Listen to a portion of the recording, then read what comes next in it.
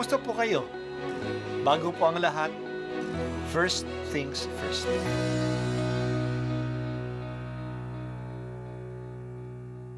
Good morning po. Sinisimulan po natin ngayon ang first things first. At dito po, tinatalakay natin sa unang bahagi ng umaga natin ay ang first readings na binabasa po sa banal na misa. Ito pong tinatalakay natin kasi madalas po kasi marami na tayong alam tungkol sa gospel readings. Pero konti po ang nagsasalita sa first readings. Pero ang first readings, bahagi din po yan ng Biblia, ng banal na kasulatan. Kaya susubaybayan po natin ang mga first readings, basahin po natin at kuminsan kailangan ng basahin ng 2 o 3 beses bago maintindihan kasi hindi po tayo sa familiar sa mga istorya at sa mga kaisipan na tinatalakay dito. Ang pagbasa mula sa aklat ni Sirach. Ang mga ama ay binigyan ng Panginoon ng kapangyarihan sa mga anak at iniutos niya na sundin ng mga anak ang kanilang ina. Ang gumagalang sa kaniyang amay, nagbabayad na sa kaniyang kasalanan. At ang nagpaparangal sa kaniyang inay, parang nag-iimpok ng kayamanan. Ang gumagalang sa kaniyang amay, paliligayahin naman ng kaniyang mga anak. At ang panalangin niya'y agad tiringgi ng Panginoon. Ang nagpaparangal sa kaniyang ama at nagdudulot ng kaaliwan sa kaniyang ina ay tumatalima sa Panginoon. Pahahabain ng Diyos ang kaniyang buhay. Anak, kalingain mo ang iyong ama pag siya'y matanda na at huwag mo siyang dudulutan ng sama ng loob habang nabubuhay. Pagpaumanhinan mo siya kapag nanlalabo na ang kaniyang isip.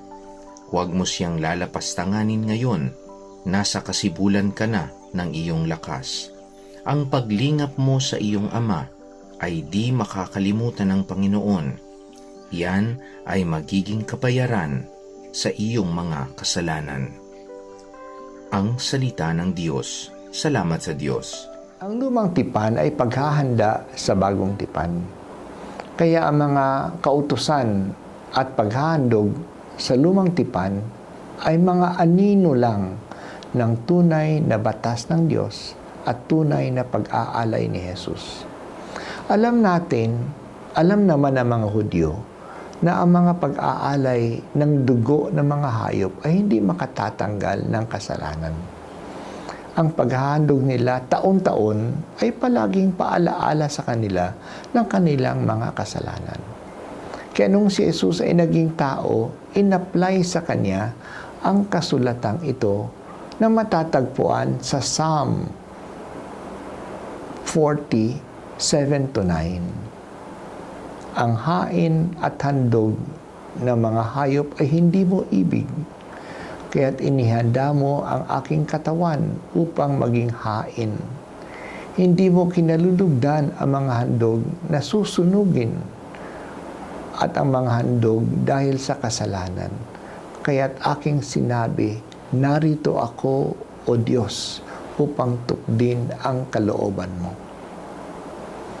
Ang mas mahalaga sa Diyos ay hindi ang dugo ng mga hayop, kundi kahit na gaano pa karami ang mga hayop. Ang gusto ng Diyos ay isang pusong masunurin. Sa pagiging tao ng anak ng Diyos, siya ay naging masunurin sa Ama. At sa buong buhay ni Jesus, siya ang masunurin sa kalooban ng Diyos. Masunurin hanggang sa kanyang kamatayan sa krus. Dahil sa kanyang pagsunod sa kalooban ng Diyos, nilinis niya tayo sa mga kasalanan sa pamagitan ng minsang paghandog ng kanyang sarili. At ito'y sapat na. Totoong sinasabi natin na tayo'y naligtas ng dugo ni Jesus.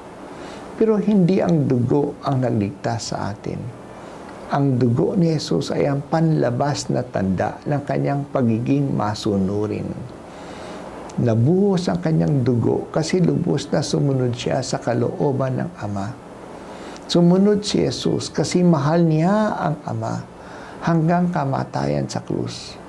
Kaya sa totoo lang, tayo ay niligtas ng pagmamahal ni Jesus. Pagmamahal sa Kanya na ipinakita niya sa pag-aaray lang sarili.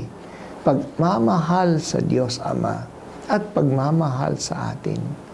Ito ay ipinapakita ng debosyon at larawan ng Sacred Heart.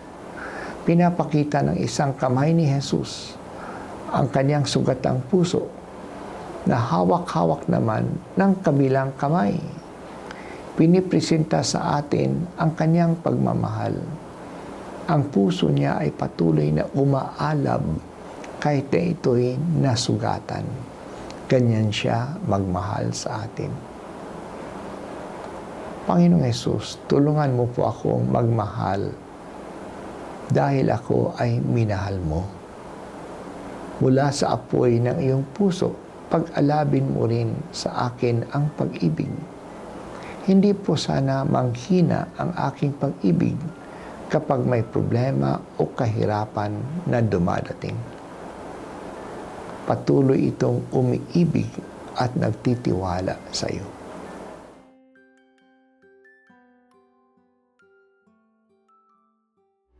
At ako po ay si Bishop Broderick Pabilio dito sa First Things First.